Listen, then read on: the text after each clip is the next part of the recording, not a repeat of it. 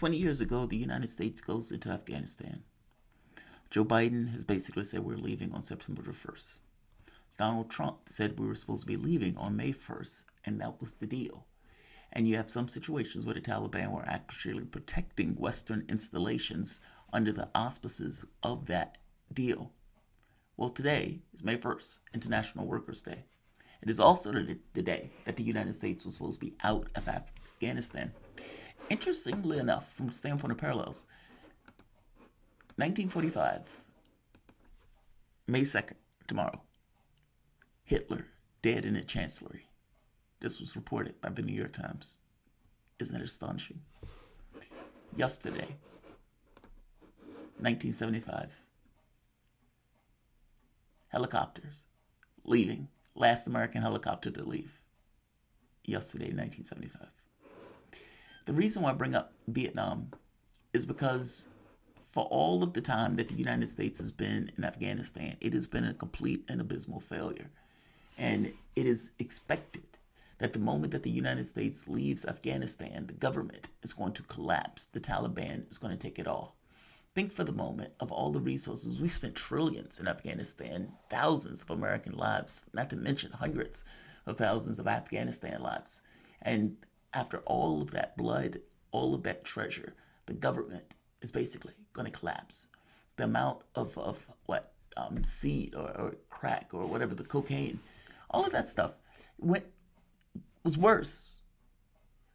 And now we're leaving. And the Asian pivot that Joe Biden is going to take is going to pull our focus away from the Middle East with this notion that, okay, the competition that needs to take place here is with China.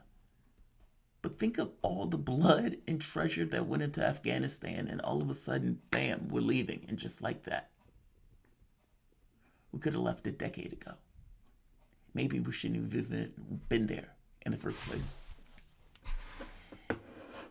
But the thing to point out, May 1st, the Taliban has basically put the U.S. and international parties on notice. Our deal was for the 1st of May.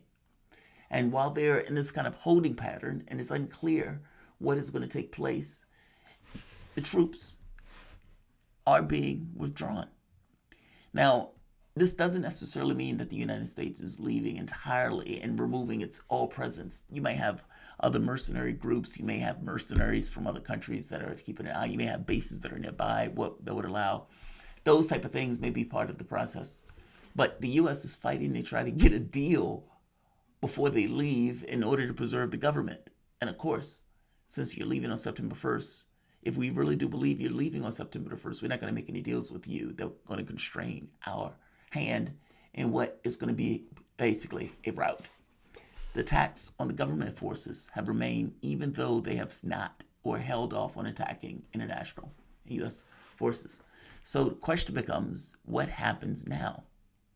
The Taliban have basically said they're in a holding pattern, waiting for some word before they decide what to do. But international troops, invaders, you are on notice.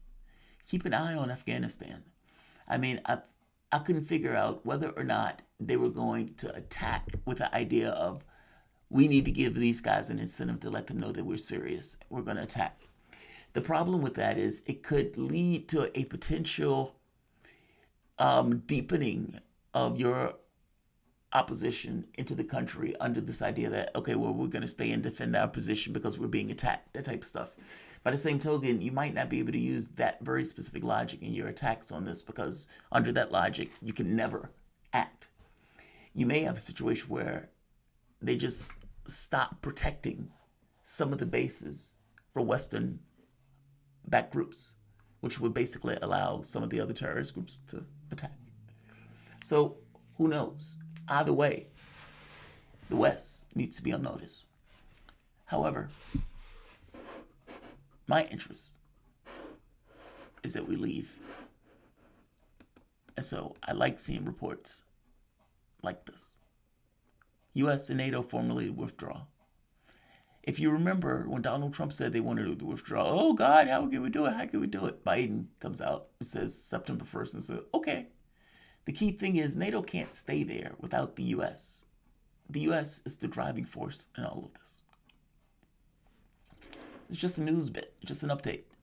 Just keep an eye on Afghanistan. It's unclear what is going to happen in Afghanistan. It's unclear whether they're going to attack. It's unclear whether there are going to be other sources or forces that are attacking. And the moment that the U.S. leaves, what happens to the government of Afghanistan? Does it collapse immediately? Are they going to be able to come to some kind of form of arrangement? Typically, from the standpoint of the way power asserts itself to me, there's a balance. If the Afghan government can't defend itself from attacks from the Taliban, it's going to implode.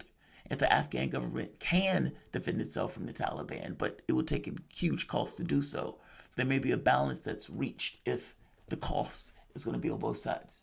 It kind of depends on the level of power the Taliban can muster when the United States finally leaves.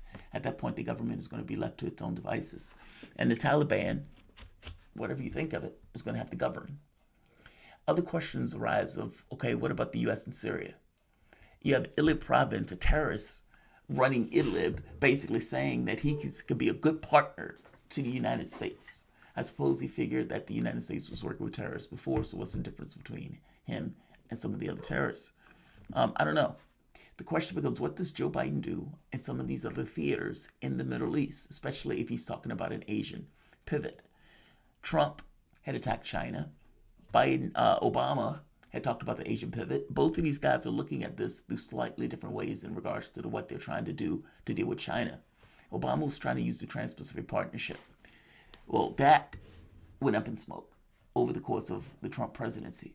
By the same token, Donald Trump used belligerence, even though he was incompetent at it, at going after China. Biden is taking an entire pivot and basically shaping his foreign policy around China. It's very strange. Well, it's not very strange, but we look at this stuff as existential from the United States framing of the world. So the idea that China and 1.3 billion people would ever get ahead of us is unacceptable. We can't be subordinate to any other parties. And I suspect we think that the other world that's on the other side of that is China dictating terms in the way that we've dictated terms to the world, and we don't want to accept that.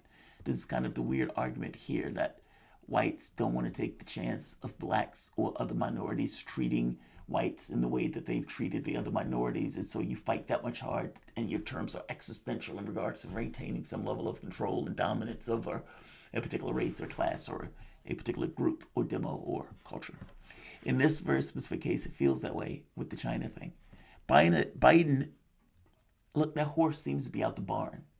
And I'm greatly concerned that the world is bifurcating into this notion of China, Russia, stable, by the way.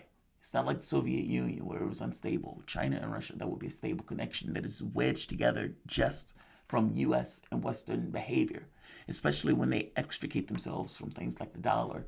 And you have these kind of two world currencies, two world geopolitical stations. But the idea of a unipolar world is over with. And Joe Biden is about to start a new Cold War, in which China is looking at this from the standpoint of win-win relationships. The United States is not interested in win-win relationship. And that worldview that says we are willing to accept levels of depravity as long as you lose, that is a worldview that you have to deal with. And we are going to see how China handles it. I'm going to say like, share, and subscribe. Thanks all.